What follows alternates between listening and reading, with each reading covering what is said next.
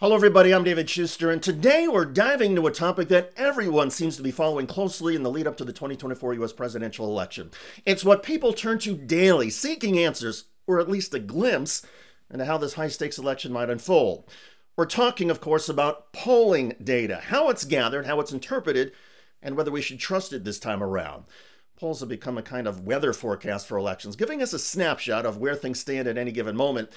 But as we know from recent election cycles, polls can sometimes be off, especially when it comes to Donald Trump. In both 2016 and 2020, Trump outperformed expectations, particularly in key swing states. Many people are asking whether that same kind of polling error could happen again in 2024, potentially hiding Donald Trump's true strength.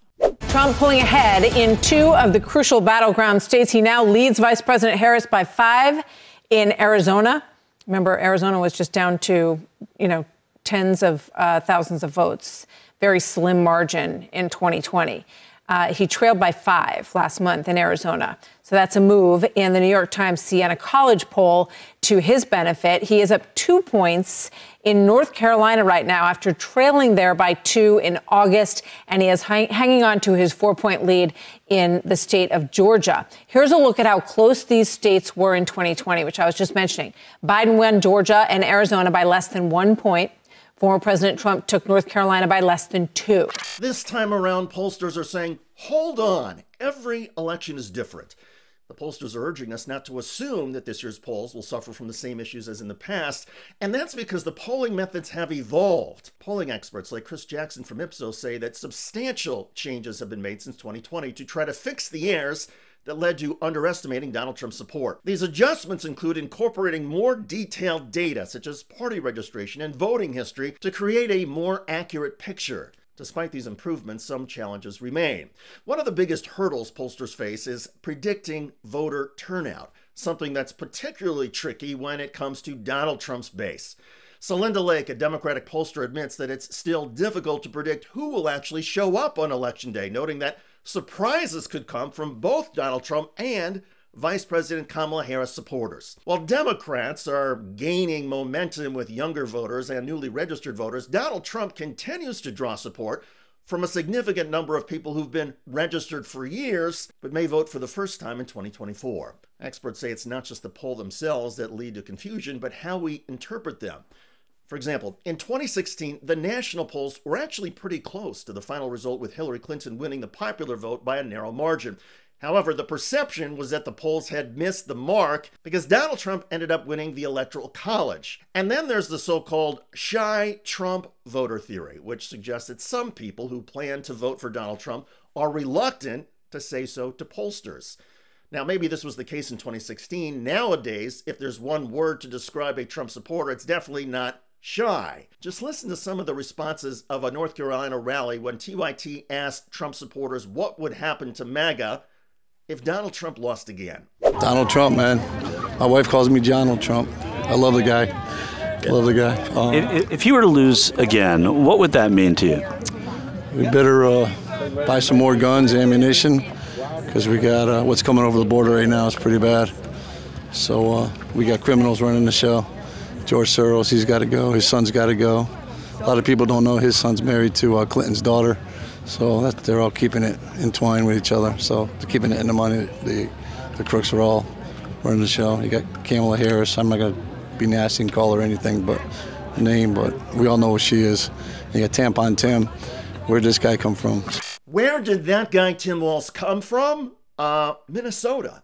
He was governor for 5 years, member of the U.S. House before that for 12. Before that, a public school teacher. He's not exactly a surprise figure who just burst onto the political or public scene. But the Trump MAGA folks are convinced, thanks in part to Donald Trump, that Democrats are engaged in a shadowy, subversive conspiracy to ruin America. And again, many Trump folks are not shy about saying they believe in Donald Trump and support him. Now, back to the polling. It's worth noting that research after the 2020 election found that there was little evidence to support the theory of the shy Trump voter.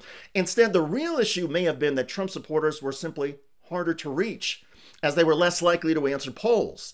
Pollsters are aware that fewer people are using landlines these days, so many pollsters have adjusted their methods using a mix of digital and phone surveys to reach a broader audience. But even with these improvements, the pressure on pollsters is high.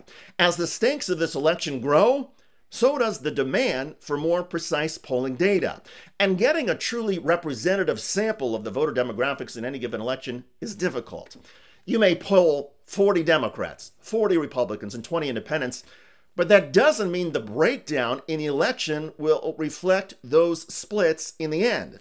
So where does this leave us? Well, while polling can give us a general sense of the race at any given moment, it's clear that there are still many unknowns. Also, the polls being conducted now, a month before the election, are generally not reflective of final election results. A Cal Berkeley study of 1,400 polls conducted a week before an election and going back to 2008 found only 60% were in line with final election results. And the accuracy drops the farther out you poll from an election. Every race other than maybe 2008 has been close right up to election day. And I could be wrong, but it's going to break in one direction or the other. I really believe that. And most of the time, these elections do that. And I don't like to predict elections. I would just say this just doesn't feel like a race that Harris is going to lose. But that's just a feeling. That's just a feeling. So the lesson in all of this, according to statisticians, pollsters, political scientists, and even campaign strategists, is don't get too happy or sad about any polls. They can help reveal some key themes and concerns among voters, but as to who wins, polls are not the be-all and end-all that the media promoting a poll would have you believe. In other words, if you care about an election outcome, take nothing for granted. Get out and vote. Get your friends and family to vote, and then be patient on election night. Vote tabulation results can often take hours or days, but those are the results that matter. I'm David Schuster. Thanks for joining us. Thanks for watching The Young Turks. Really appreciate it. Another way to show support is through YouTube memberships. You'll get to interact with us more. There's live chat emojis, badges.